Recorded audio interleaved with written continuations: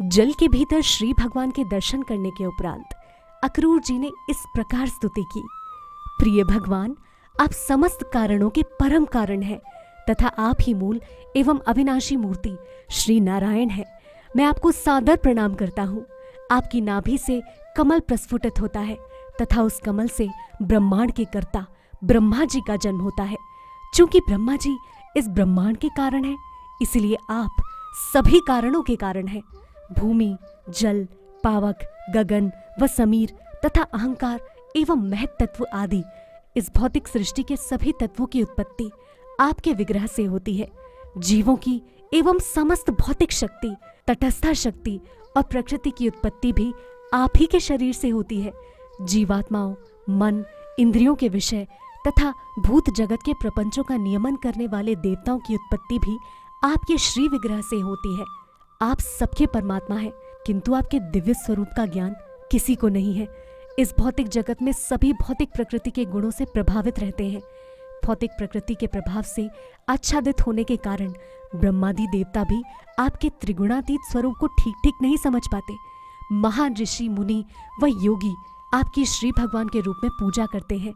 जीवात्माओं, भौतिक सृष्टि एवं सभी देवताओं के मूल कारण के रूप में वो आपकी वंदना करते हैं। कुछ ऐसे भी भक्त हैं जो आपकी पूजा श्री भगवान के रूप में करते हैं, जिन्हें भगवत कहा जाता है। शैव नाम से प्रसिद्ध अन्य भक्त भी हैं जो विभिन्न आचार्यों के अनुयायी हैं और आपकी शिव के रूप में उपासना करते हैं। श्रीमद् भगवत गीता में कहा गया है कि देवताओं की उपासना भी परोक्ष रूप से श्री भगवान का ही पूजन है, किंतु इस प्रकार की उपासना शास्त्रानुसार नहीं है, क्योंकि वैसे तो उपास्य भगवान भगवान श्री नारायण ही है। ब्रह्मा, शिवादिक देवता नारायण के श्री विग्रह से उत्पन्न होने वाले प्रकृति के गुणों के अवतार हैं। वस्तुतः सृष्टि से पूर्व भगवान श्री नारायण के अतिरिक्त किसी का अस्तित्व नहीं था। देवताओं की भक्ति नारायण की भक्ति के स्तर की नहीं है।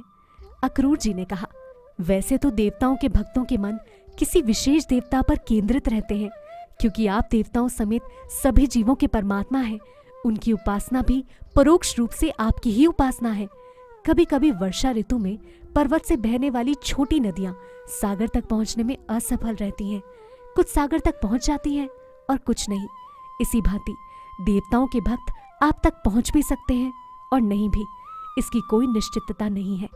उनकी सफलता उनकी उपासना की शक्ति पर निर्भर करती है। वैदिक सिद्धांत के अनुसार जब कोई उपासक किसी देवता विशेष की पूजा करता है तो कुछ अनुष्ठान वो यज्ञेश्वर नारायण के लिए भी संपादित करता है, क्योंकि श्रीमद् भगवत गीता के अनुसार नारायण अथवा श्री कृष्ण की अनुमति के बिना देवता अपने भक्तों की मनोकामनाएं पूर्ण नहीं कर सकते हैं। श्रीमद् भगवत गीता में प्रयुक्त शब्द है मय विहितान हितान। इसका अर्थ है कि श्री भगवान के द्वारा अधिकार दिए जाने पर ही देवगण वरदान दे सकते हैं। जब देवताओं के उपासक को वस्तु स्थिति का ज्ञान होता है तो वो इस प्रकार तर्क कर सकता है, श्री भगवान के द्वारा अधिकार दिए जाने पर ही देवता वरदान दे सकते हैं। तब क्यों न श्री भगवान की ही प्रत्यक्ष रूप से पूजा की जाए। देवताओं के ऐसे उपासक श्री भगवान के पास आ जाते हैं, किंतु देवताओं को ही सर्वे सर्वा मानने वाले कभी भी परम लक्ष्य को नहीं प्राप्त कर सकते हैं।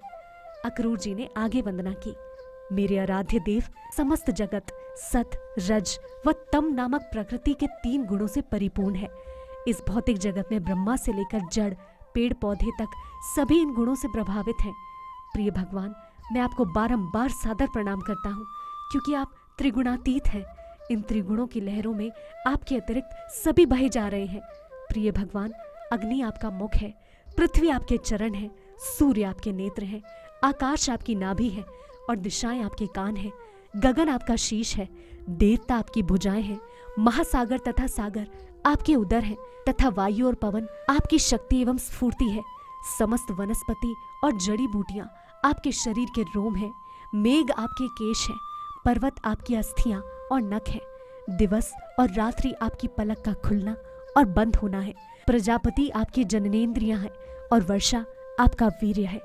हे भगवान, विभिन्न स्तर के देवताओं, राजाओं, महाराजाओं और प्राणियों सहित सभी जीवात्माएं आप में ही आश्रित हैं। ये सभी आपके विराट रूप के अंश हैं। प्रायोगिक ज्ञान द्वारा कोई आपको नहीं समझ सकता है। आपके दिव्य अस्तित्व को केवल एक महासागर के रूप में समझा जा सकता है, जिनमें विभिन्न स्तरों की सभी जीवात्माएं सम्मिलित हैं। अथवा आपको उदुम्बर फल की भांति जान सकते हैं, जिसमें से छोटे छोटे मच्छर निकलते हैं। प्रिय भगवान, आप जो भी अनंत रूप तथा अवतार ग्रहण करते हैं, जब आप इस विश्व में प्रकट होते हैं, वो सब जीवात्माओं को उनके अज्ञान, भ्रमों तथा दुखों से मुक्ति दिलाने के लिए होते हैं। अतएव सब लोग आपकी लीलाओं तथा अवतारों को समझ सकते हैं तथा अनंत काल तक आपके कार्यों का यशगान कर सकते हैं। कोई भी इस बात की कल्पना नहीं कर सकता कि आपके कितने अवतार एवं स्वरूप हैं। न ही कोई ये गणना कर सकता है कि आपके विराट रूप में कितने ब्रह्मांडों का अस्तित्व है। वैसे तो आप सभी कारणों के कारण हैं, फिर भी मैं प्रलय के समय प्रकट होने वाले आपके मत्स्य अवतार की वंदना करता हूँ।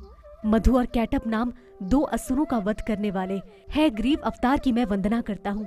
मद्राचल नामक विशाल पर्वत को उठाने वाले महान कच्छपावतार को मेरा अनेकानेक नमन है।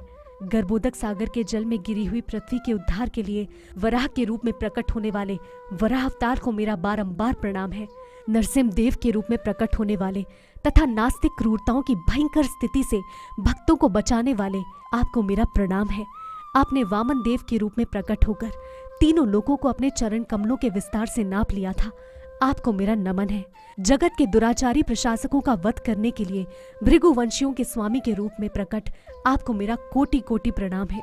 रावण आदि राक्षसों के वध के लिए आप श्री राम के रूप में अवतरित हुए, आपकी मैं विनम्र वंदना करता हूँ। आप सभी भक्तों द्वारा रघुकुल मणि भगवान श्री रामचंद्र के रूप में पूजे जाते हैं। श्री वासुदेव, श्री संकर्षण, श्री प्रद्युम्न तथा श्री अनिरुद्ध के रूप में प्रकट होने वाले आपको मेरा बारंबार वंदन है। नास्तिक व आसुरी प्रवृत्ति के लोगों को संभ्रमित करने के लिए आप भगवान बुद्ध के रूप में प्रकट हुए, आपको शत शत प्रणाम है। वैदिक विधि विधानों के कार्य क्षेत्र के स्तर के नीचे की स्थिति मलेच्छ स्थिति कहलाती है। इस निंदनीय मलेच्छ स्थिति के स्तर पर आ पहुंचे राज परिवारों को दंडित करने के लिए कल्कि के रूप में प्रकट होने वाले आपको मेरा सादर प्रणाम है।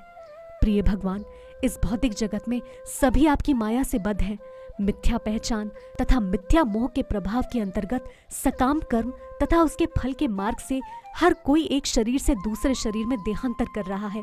मैं भी इन्हीं बदात्माओं में से एक हूँ। अपने घर, पत्नी, बच्चे और धन संपत्ति पर अधिकार करने के कारण मैं मिथ्या ही स्वयं को अत्यंत सुखी मानता हूँ। इस प्रकार मैं स्वप्न जगत में विचरण करने वाले प्राणी के समान व्यवहार कर रहा हूँ, क्योंकि इन सब में से कुछ भी स्थायी नहीं है। मैं मूर्ख हूँ जो सदा इन सब को नित्य तथा सत्य मानता हूँ और सदैव ऐसे ही विचारों में लीन रहता हूँ। मेरे भगवान, अपने मिथ्या स्वरूप के कारण मैंने सभी अनित्य वस्तुओं को स्थायी स्वीकार कर लिया है, जैसे ये भौतिक शरीर जो दिव्य नहीं है और अनेक दुखदायी स्थितियों का मूल है। जीवन संबंधी ऐसी धारणाओं से भ्रमित होकर मैं सदा द्वैतवादी विचारों में लीन रहता हूँ।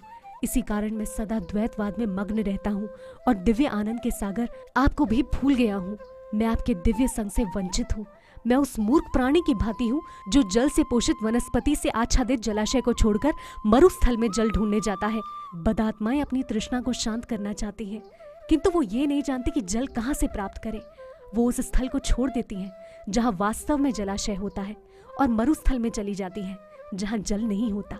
मेरा मन असंयमित इंद्रियों के वश में हो गया है और मैं इसे बिल्कुल नियंत्रण में नहीं रख सकता। मैं सकाम कर्म तथा उसके फल की ओर आच्छादित और आकर्षित हूँ। मेरी बुद्धि अत्यंत कृपण है। मेरे भगवान, भौतिक अस्तित्व की बद्ध स्थिति में रहने वाला व्यक्ति आपके चरण कमलों की महिमा नहीं समझ सकता, किंतु किसी प्रकार मैं आपके चरणों के निकट आ गया हूँ और मैं इसे अपने ऊपर आपकी अहेतुकी दया ही समझता हूँ। आप परम ईश्वर हैं, अतएव आप कैसे भी कार्य कर सकते हैं। इस प्रकार मैं समझ सकता हूँ कि जब कोई व्यक्ति जन्म मरण के चक्र से मुक्ति पाने की योग्यता प्राप्त कर लेता है तो केवल आपकी ही अहेतुकी दया से वो आपके चरण कमलों के निकट आता है और आपकी निष्काम भक्ति में संलग्न हो जाता है। अक्रूर जी ने श्री भगवान के सम्मुख दंडवत प्रणाम करके कहा, मेरे आराध्य, आपका अनंत दिव्य स्वरूप ज्ञान से पूर्ण है। आपके स्वरूप पर ध्यान केंद्रित करने मात्र से कोई भी सब वस्तुओं को पूर्णतः समझ सकता है, क्योंकि आप समस्त ज्ञान के मूल स्रोत हैं। आप सभी प्रकार की शक्तियों के स्वामी हैं और परम शक्तिमान हैं। आप परब्रह्म एवं परम पुरुष हैं। आप भौतिक शक्तियों के अधिष्ठाता तथा परम नियंता हैं।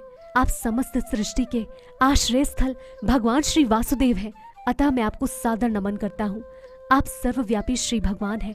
आप सबके हृदय में निवास करने वाले परमात्मा भी हैं। आप ही सबको कार्य करने के निर्देश देते हैं। हे भगवान, अब मैं आपके प्रति पूर्णतः समर्पित हूँ। कृपया मुझे अपनी शरण में ले लीजिए। अगले एपिसोड में हम जानेंगे श्री कृष्ण की मथुरा में प्रवेश करने की कहानी। हरे कृष्णा।